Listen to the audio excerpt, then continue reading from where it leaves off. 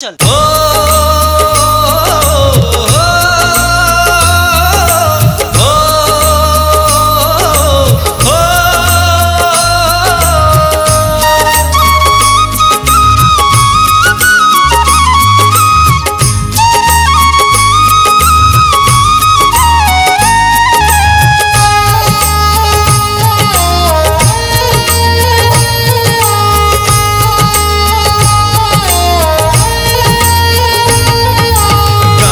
गंगा जस बह नदिया,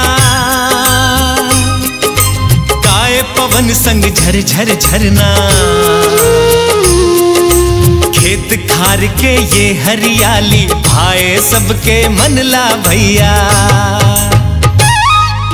सबले सुंदर सबले बढ़िया छत्तीसगढ़ राज हमर गा, गाँव हमर गा।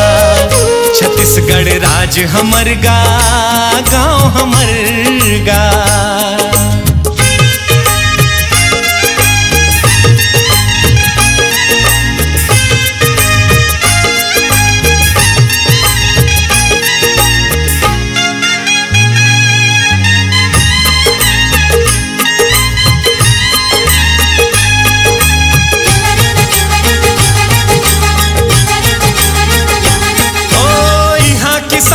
फसल उगावे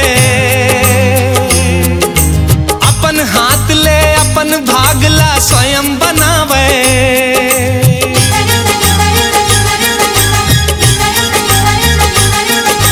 नर नारी सब जुर्म लगावे, अवसर जगमा नाम कमावे। बोली भाषा सब बोले अच्छा,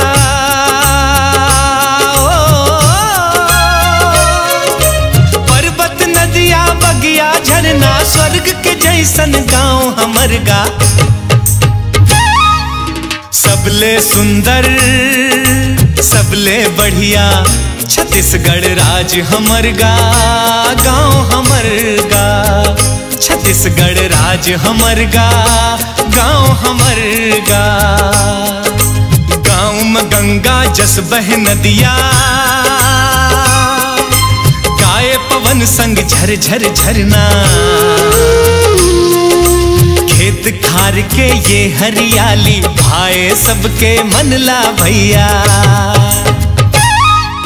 सबले सुंदर सबले बढ़िया छत्तीसगढ़ राज हमर गा, गाँव हमर गा।